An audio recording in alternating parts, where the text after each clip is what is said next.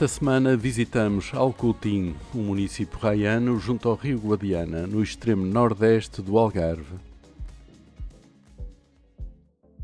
Uma das primeiras impressões ao chegar é da tranquilidade do lugar, dado pelo rio Guadiana, que serve de fronteira natural com a Espanha e que corta a meio duas vilas em margens opostas. Dá a sensação que funcionam como uma só. A entrada da vila é feita por esta rua, que nos leva diretamente ao centro, onde estão todos os serviços municipais, desde as finanças ao registro civil, e através do qual nos dá vontade de chegar ao rio para ver a paisagem.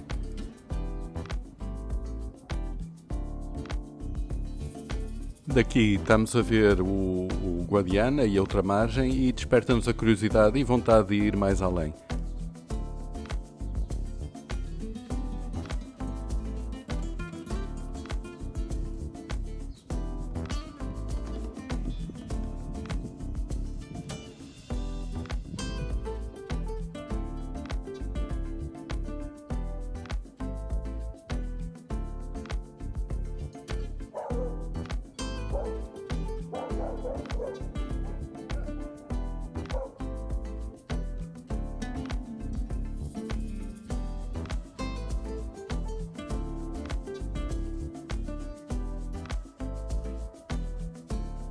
Alcoutim é um concelho pobre e periférico do Algarve, mas situa-se numa região rica em vestígios arqueológicos, em estreita relação com o rio Guadiana, que foi o principal eixo de comunicações com o Mediterrâneo desde a antiguidade.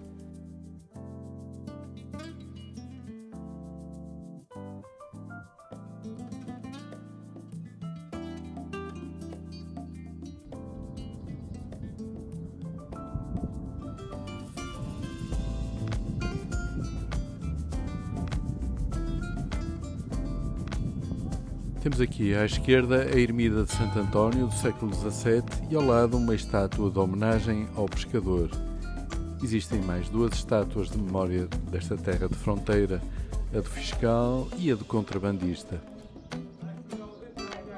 O contrabando fazia-se por toda a margem do rio, onde terminavam os caminhos dos almocreves serranos que vinham de várias aldeias e montes.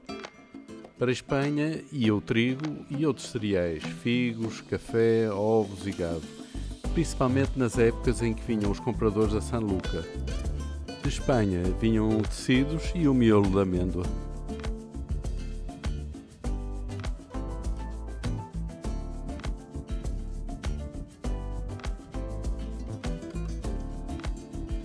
A Igreja Matriz do Divino Salvador é um templo do século XIV que sofreu uma remodelação no século XVI, que é visível através do seu portal, de traçado clássico, renascentista, que ostenta o brasão dos condes de Vila Real, que foram os alcaides da vila entre 1496 e 1512.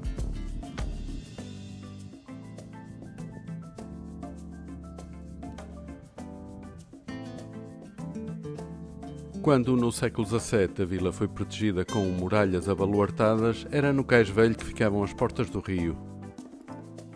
O Cais Velho também era o ponto de encontro e cruzamento entre barqueiros, almocreves, guardas, contrabandistas, médicos e padres que serviam em Alcoutim e em Sanlúcar de Guadiana.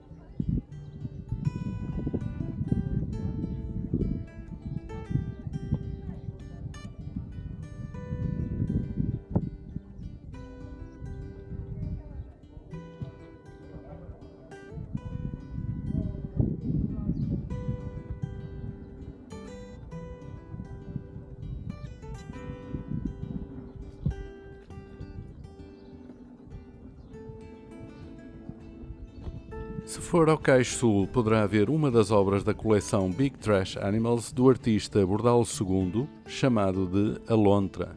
A lontra é uma alegoria à atividade do contrabando.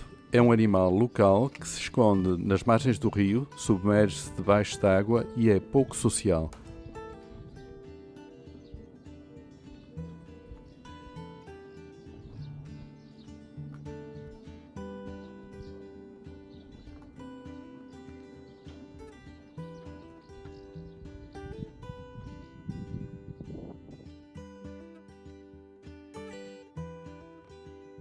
A vila desenvolve-se entre três locais mais elevados: o da Matriz, o Castelo e a Ermida Nossa Senhora da Conceição. O castelo terá sido construído no século XIV por Dom Dinis para defender a fronteira e controlar o comércio no rio Guadiana. Este castelo não tem torre de homenagem nem torres salientes de proteção da muralha, limitando a sua capacidade ofensiva ao tiro frontal de arcos e bestas através das suas ameias, algumas das quais já com seteiras. Na segunda metade do século XVII e século XVIII foi construída uma plataforma para uma bateria de 7 canhões apontados para a povoação de Sanlúcar. Aqui assinou-se o Tratado de Paz entre Dom Fernando I e Dom Henrique de Castela em 1371. E no ponto mais elevado fica a Ermida de Nossa Senhora da Conceição, padroeira de Alcoutim, que guarda o seu primitivo portal do século XVI, já que ela foi reconstruída no século XVIII, quando foi feito o escadório barroco. Como curiosidade, no dia 7 de dezembro de 1876, com as grandes inundações do rio Guadiana, a população veio refugiar-se aqui e passar a noite em vigília. Curiosamente, também era a véspera do dia de Nossa Senhora da Conceição.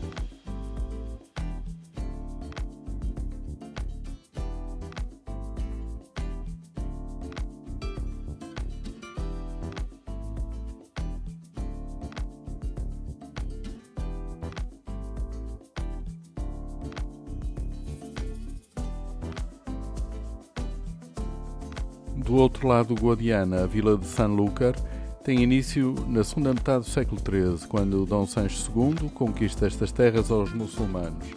Mais tarde, no século XIV, fica unida a Gibraleón e em 1435 recebe o seu primeiro foral de vila.